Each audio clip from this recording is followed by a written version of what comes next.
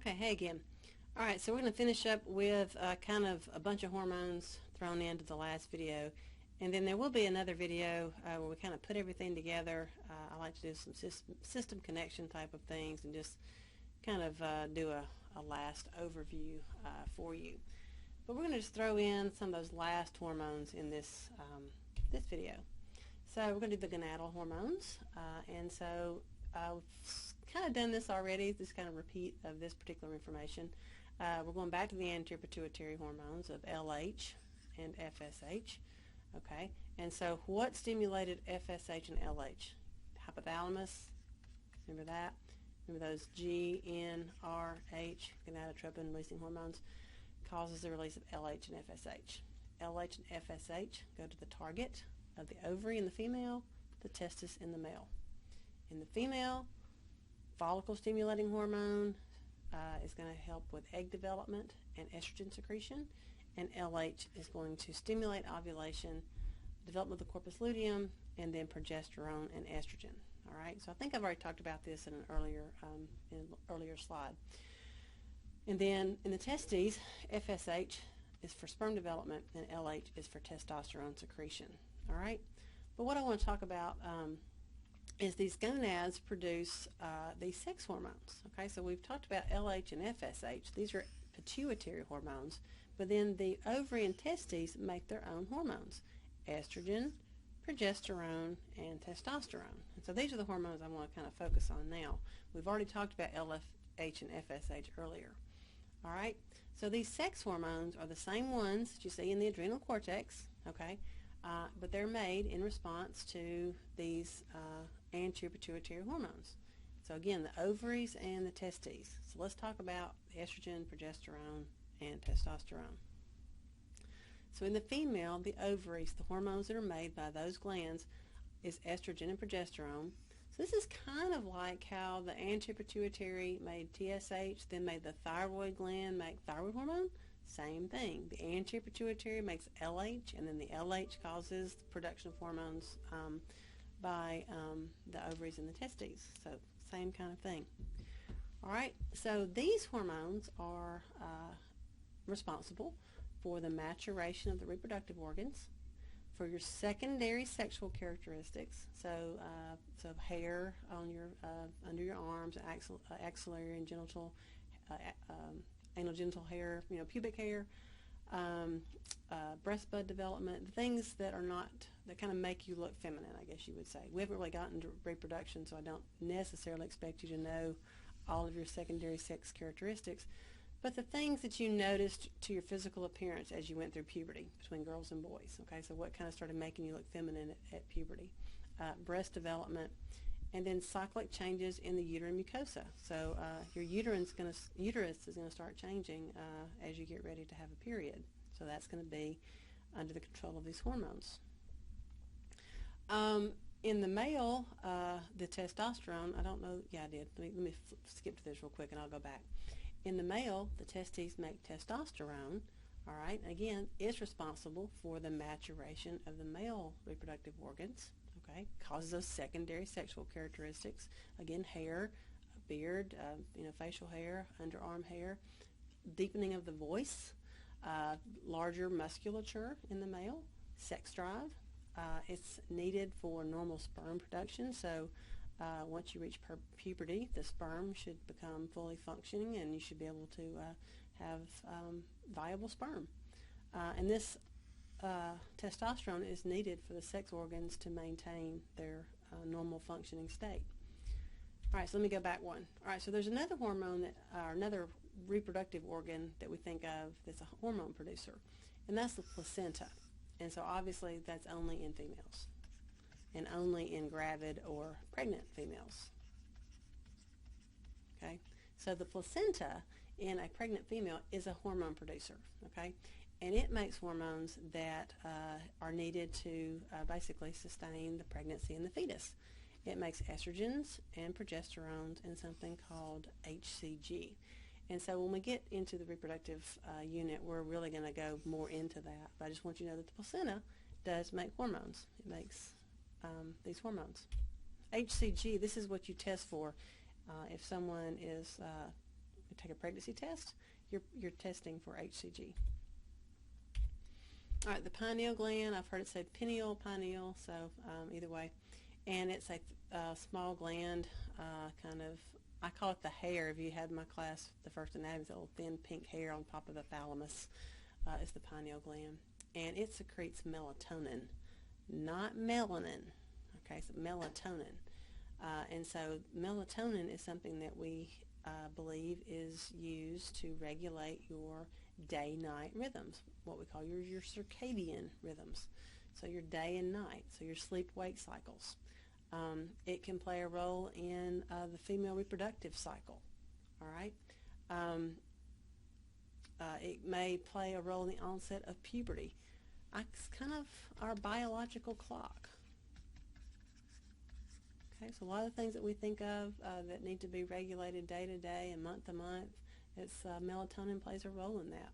It affects our moods and our emotions. People who have seasonal affective disorder, SAD, where if you live in northern climates, you don't get all the daylight in the wintertime like you're used to, sometimes they'll feel kind of blue, and that may be because of the melatonin in the pineal gland. All right, it plays a role in processes that are rhythmic, like appetite, body temperature. Your body temperature actually changes throughout the day when you're awake and when you're asleep. So the pineal gland, even though it's little and bitty, small, it does do some really cool things. Melatonin is just, we're understanding it more and more. So this is one of these things I'd say, go Google it. I don't know why I wrote sleep. Go Google melatonin and learn a little bit more about it. You might realize some things about yourself as far as how you respond, especially you guys that maybe are on 12 on, 12 off, or 7 day on, 7 day off, and you work swing shift, and you work a first shift, and a second shift, and third shift, and your days and nights are so messed up. Melatonin plays an important role in that. All right, the thymus. I know we've talked about the thymus before. We talked about it with the immune system. It's that gland that's involved in T cell maturation for your T cells for immunity. We see it in infants and children, but then it kind of goes away. And for T cells to mature, they do that under the control of hormones. And the hormones that the thymus makes are thymulin, thymopoietins, and thymosins. And so they're involved in the development of T lymphocytes. And so they're hormones, but they act like paracrines, which means they're going to act on cells nearby. So they're made by the gland, but they act on the cells inside that gland.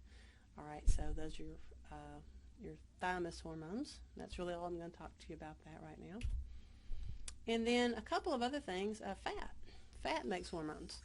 It makes leptin, resistin, and adiponectin. And so this is kind of some new findings.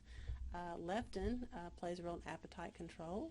It can stimulate increased energy expenditure. Resistin is an insulin antagonist, so it does the opposite of insulin, so it's kind of like glucagon, I guess you could say. Adiponectin increases the sensitivity to insulin.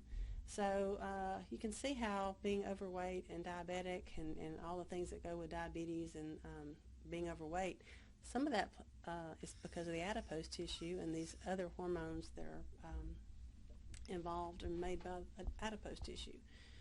There's even some research that shows that adipose tissue makes a estrogen or estrogen-like compound.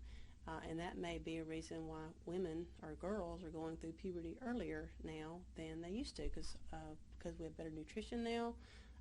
Girls tend to have a little more weight on them at a younger age, and that adipose tissue may be producing estrogen and kind of pushing them into puberty a little bit earlier.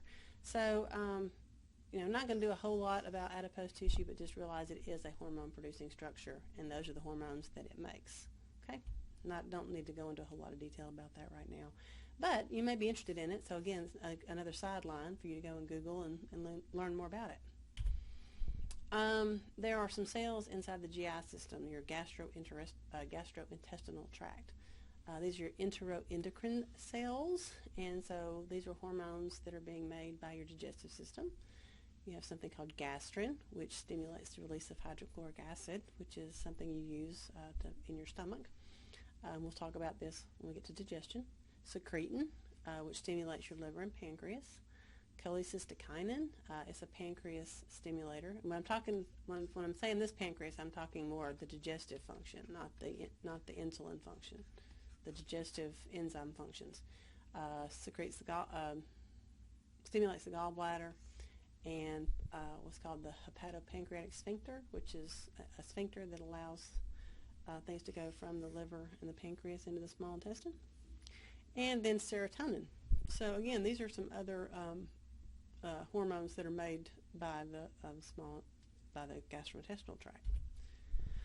The heart, I think I've mentioned A&P. I know I have, and so that's used to decrease blood sodium levels, and so it will lower blood pressure and blood volume. And then the kidneys, these are two we've talked about before, but I just, I always have to make sure you guys remember. Erythropoietin, that's a hormone for the production of red blood cells. And renin plays that role in that renin-angiotensin-aldosterone system. Again, so the kidney makes hormones.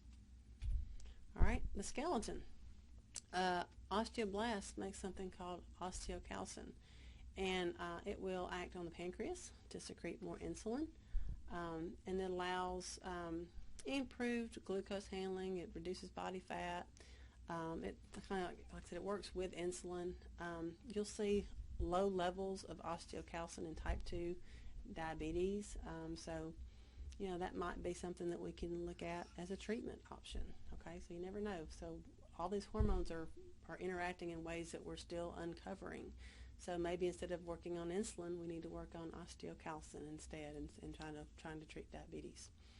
The skin hormone, cholecalciferol, is a precursor to vitamin D. So remember, you've got to start the process of vitamin D production in the skin, and it finishes in the kidney, and then we use vitamin D to store calcium to get calcium out of our food into our small intestine.